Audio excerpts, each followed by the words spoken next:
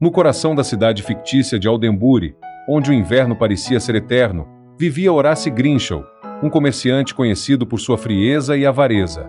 Suas roupas eram tão austeras quanto sua expressão, sempre impecáveis, mas sem qualquer traço de calor humano. Ao caminhar pelas ruas, suas botas pesadas esmagavam a neve com um som seco e preciso, refletindo a rigidez de seu caráter. Horace era o proprietário de uma loja de artigos raros, repleta de objetos que atiçavam a curiosidade, mas eram inacessíveis para a maioria devido aos preços exorbitantes. Seus negócios prosperavam, mas não graças à generosidade, e sim à sua insistência em cobrar cada moeda devida. Clientes saíam com os bolsos vazios e os funcionários viviam sob constante pressão, especialmente Tobias, seu único assistente, que suportava a carga em silêncio, sonhando com o Natal ao lado de sua família. Para Horace, o Natal não passava de um período de aborrecimento, um desperdício de tempo e dinheiro. Murmurava enquanto fechava as cortinas para bloquear as luzes e cânticos que enchiam as ruas de Aldenbury. Naquela noite, como de costume, ele revisava os livros de contabilidade, imerso em números que o acalmavam mais do que qualquer outra coisa no mundo. De repente, uma rajada de vento atravessou as janelas fechadas, apagando as velas e mergulhando o escritório em uma escuridão densa e gelada. O som do vento parecia um lamento, e o coração de Horace acelerou. Antes que pudesse acender novamente as luzes, uma figura translúcida surgiu diante dele, flutuando como uma lembrança vaga e assombrosa. Era Edmund Marlove, seu antigo sócio, morto havia 7 anos. O espírito estava acorrentado a baús cheios de moedas, que ele arrastava com dificuldade, enquanto sua expressão refletia um misto de dor e arrependimento. Horace Grinchell, disse Marlove, com uma voz que soava como o eco de tempos passados, venho como um aviso. Durante minha vida, fui tão cego quanto você é agora. Meu egoísmo me condenou, e minhas correntes são o peso de minhas escolhas. Horace, atônito, tentou contestar, mas as palavras não saíram. Ainda há tempo para você evitar meu destino, continuou Marlove.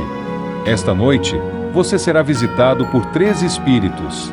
Cada um deles mostrará o que é necessário para mudar seu caminho. A figura desapareceu tão rapidamente quanto surgiu, e Horace ficou sozinho na escuridão, o som das correntes ainda ecoando em seus ouvidos. Antes que pudesse processar o ocorrido, o relógio da sala soou uma badalada solitária, e o ambiente ao seu redor começou a mudar. A sala parecia dissolver-se, e uma luz suave tomou conta do espaço.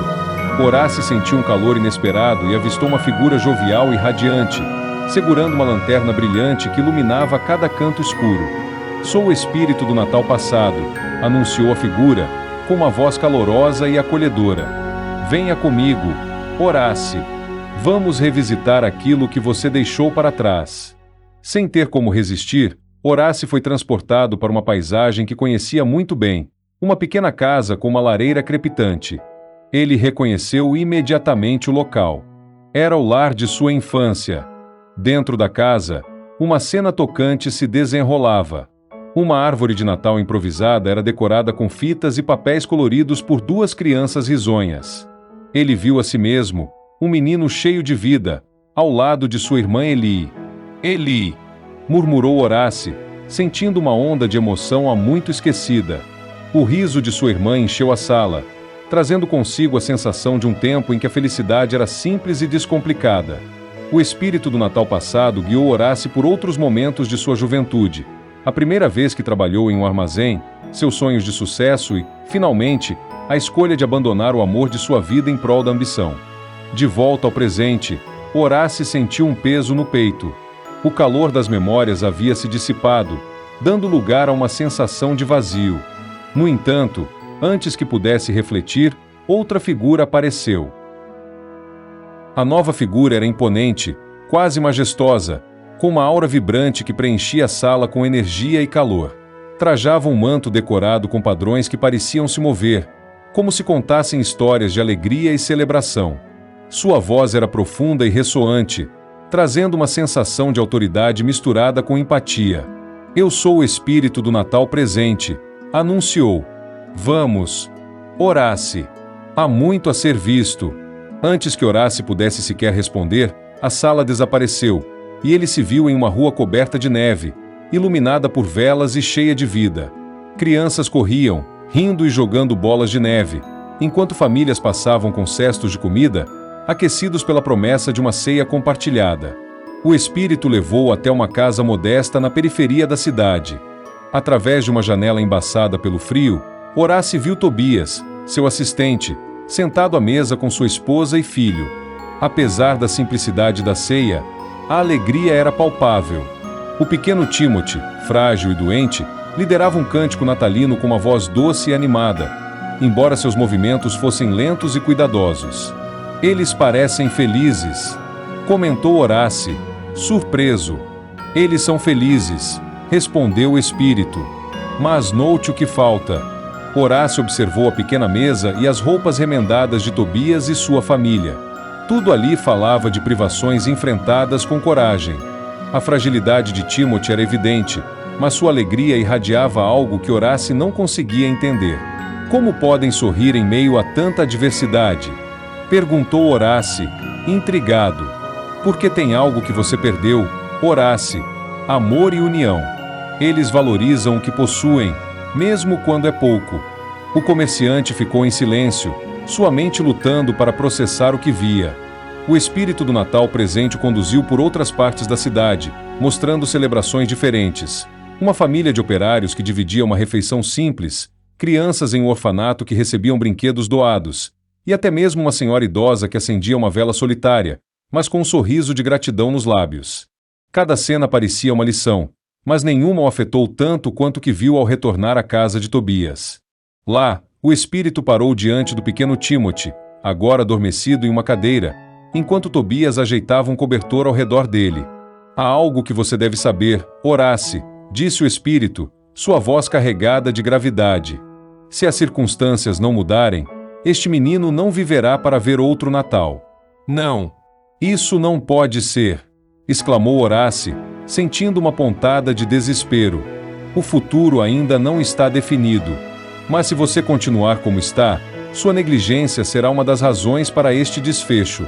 O impacto dessas palavras deixou Horácio abalado. Ele nunca havia considerado que sua avareza poderia ter consequências tão graves para outros. Antes que pudesse dizer mais alguma coisa, a cena começou a desvanecer-se. De repente, ele se encontrou em um ambiente completamente diferente. Um nevoeiro denso envolvia tudo ao seu redor, e o ar estava gelado e opressivo. Diante dele, uma figura alta e sombria emergiu, envolta em um manto que parecia absorver toda a luz ao redor. O espírito do Natal futuro não disse uma palavra, mas sua presença era suficiente para fazer Horácio sentir um frio que vinha de dentro. Você deve ser o último espírito, sussurrou Horácio, hesitante. Estou pronto para o que tem a me mostrar. A figura sombria ergueu uma mão esquelética, apontando para frente. Antes que pudesse hesitar, Horácio foi puxado para a escuridão.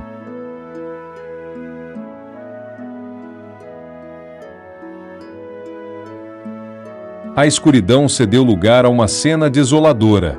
Horácio estava em um cemitério abandonado, onde o vento uivava entre lápides desgastadas e árvores secas.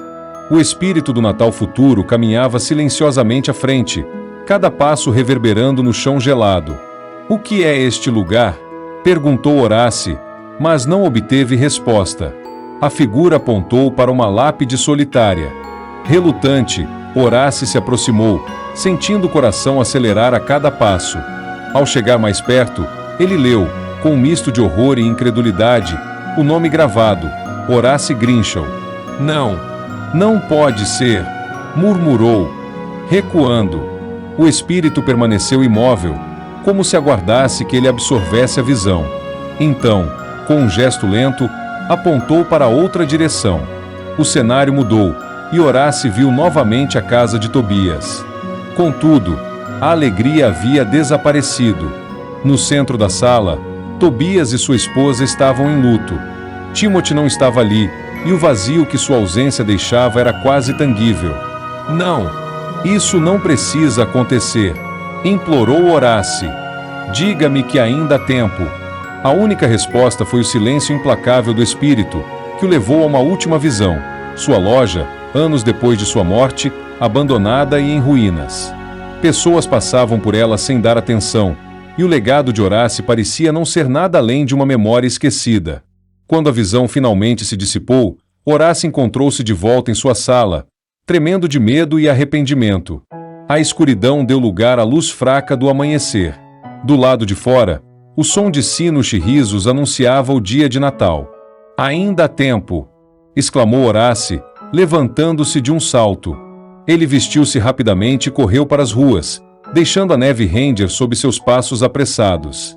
Pela primeira vez em anos, ele sorriu e cumprimentou os transeuntes, que o observavam surpresos. Horácio parou na padaria, comprou pães e tortas e seguiu para a casa de Tobias. Ao chegar, bateu à porta com vigor. Tobias abriu, claramente confuso ao ver seu patrão ali, com sacolas cheias de comida. "Senhor Grimshaw, está tudo bem?" "Sim, Tobias. Está mais do que bem. Hoje quero trazer algo para sua família. E isso é só o começo", disse Horácio, entrando na pequena casa. Ele se ajoelhou ao lado de Timothy, que o olhou com olhos brilhantes de curiosidade e alegria. "Jovem Timothy, a partir de hoje, você terá tudo de que precisa. Vou cuidar de sua saúde e garantir que você cresça forte." Nos dias e anos que se seguiram, Horácio transformou sua vida.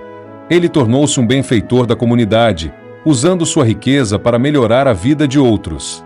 Tobias foi promovido, e Timothy, com os cuidados adequados, recuperou-se completamente, tornando-se um símbolo de esperança para Oldenburg. A transformação de Horácio tornou-se uma lenda local, uma história contada por gerações. Em sua velhice, ele era conhecido como o Homem do Natal, amado por todos não pelo ouro que acumulou, mas pela felicidade que espalhou. Em suas palavras finais, Horácio frequentemente dizia: "Aprendi que o verdadeiro valor da vida está nas conexões que fazemos e no bem que deixamos." Assim, Horácio Grimshaw encontrou paz, cercado por um legado de amor e generosidade, redimindo sua alma e transformando sua cidade para sempre. Este conto foi gerado por inteligência artificial a partir do livro A Christmas Carol de Charles Dickens. O autor viveu entre os anos 1812 e 1870 e foi um dos mais influentes escritores da era vitoriana, conhecido por suas obras que exploram as complexidades sociais, morais e econômicas de sua época. Ele é amplamente celebrado por sua habilidade em criar personagens inesquecíveis e histórias cativantes. Um grande Natal e feliz ano 2025 para você e sua família. São os votos da família Jesué, Sulaire, Gabriela e Arthur.